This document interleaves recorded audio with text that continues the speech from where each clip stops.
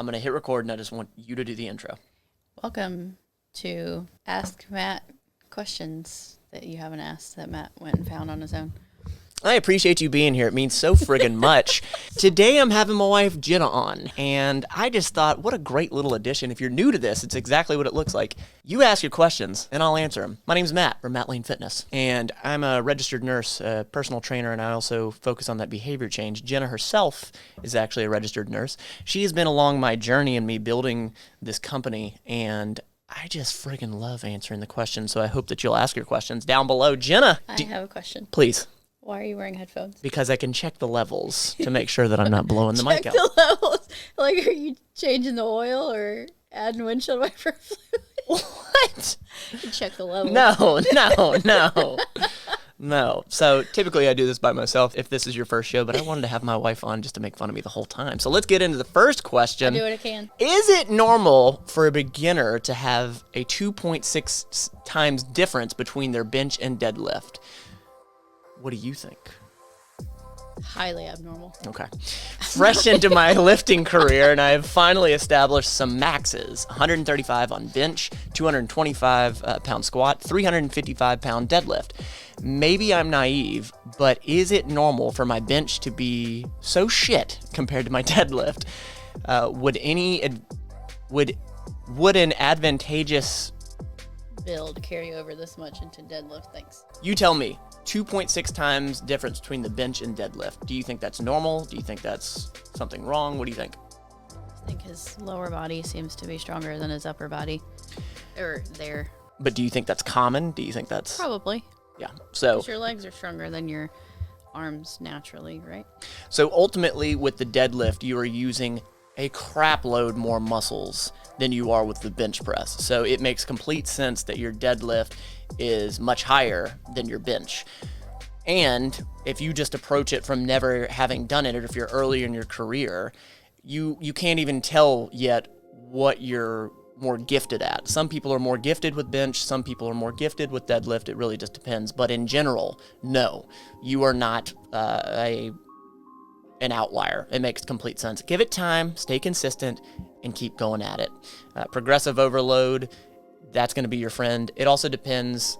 Are you truly focused on just strength? Do you wanting to build muscle? Are you wanting a little of both? It depends on that goal, that ultimate goal, on how you should train. But long story short, keep lifting. You will get stronger. I promise. Next question. Photos during weight loss. ... suck. I've been on a weight loss journey for 2 months. I need to lose about 35 pounds on a small 5'4" frame. So far, I've lost 6 pounds, which for my body is a lot, and I've felt it to be pretty noticeable. My older clothes are beginning to fit again, too. Well, I was humbled last night when my friend took pics of me during a party last night. When I saw them, I was mortified. I'm still that fat. Honestly, I thought I looked thinner and was just really disappointed to see my belly sticking out and my face swollen / double chin. It makes me feel like quitting, but I know if I stay consistent, I will be happy to take pics again. Anyway, I just thought it was so odd that in my head I look skinnier and fitter than I really am now. Has anyone experienced this? It's almost like reverse dysmorphia. So if you don't know, body dysmorphia is a concept of where you don't see yourself how other people see it, and it's something I've experienced. I think especially men, but I think any human that has ever looked at their body and is like, I want to improve it, has experienced it a slight little amount. Some people more aggressive than others. So what do you think? What have you experienced? I think this person is experiencing a typical, like, I feel so much better. So in my head, I feel like I should look as much better as I feel, if that makes sense. Mm-hmm. I thought this took a different turn than I thought. I thought they were going to complain that they were asked to take before pictures, which I think is just as important, because I'm assuming this is a she or he, if this person had taken before pictures and now they see a picture now, maybe they could compare and realize that they really have lost inches as well as pounds. Yeah. Well, and here's the thing also, I think there's such a mixture, especially for beginners, of expectations versus I've put in this much hard work for a total of 2 months now. How have I only lost 6 pounds? I mean, the scale is not always the best indicator of the progress you've made. You said my older clothes are beginning to fit again. You know, what is your low back pain like? Are you having decreased amount of headaches? Like I know a lot of people deal with that. You've dealt with headaches for a long time. Like once you focused on it, like that was a huge improvement of your quality of life. But let's break this down too. That 6 pounds in 2 months, that's significant. It's significant and it's very sustainable. Yep. Like that's 3 pounds a month, and then that's a little less. What is that? 0.75 pounds a week. That's quite sustainable. Yeah. And that's this person doesn't specify how they're losing weight, but if they're working out where they weren't physically active before, you got to think they've lost more than 6 pounds of fat because they've gained muscle too. It's entirely possible. Yeah, it's entirely possible. There's, the first 3 to 4 weeks is an adaptation phase for your muscles and your central nervous system. So typically after 3 to 4 weeks, you're definitely making adaptations. Another 4 weeks, I think this is probably a true 6 pound actual loss. Not just water weight. But one last thing I want to touch on here is that if you see yourself in different lighting, it's going to change everything. The lighting we have right now on us, if you were to change that to an overhead lighting, we would look more defined. If you do a downward lighting facing up, it's just going to be different. So if you're at a party, I guarantee you were not in flattering lighting. So that changes everything as well. So don't beat yourself up and just stay consistent with it. And you said that at the end, it sounds like you have the right approach. So keep going. So keep friggin' going. Last one. How to gain weight. So if you don't know... I don't know much about grain, so I don't know if I can. If you don't know, I have found that Reddit, they don't proofread their comments at all before they post it. I don't get it.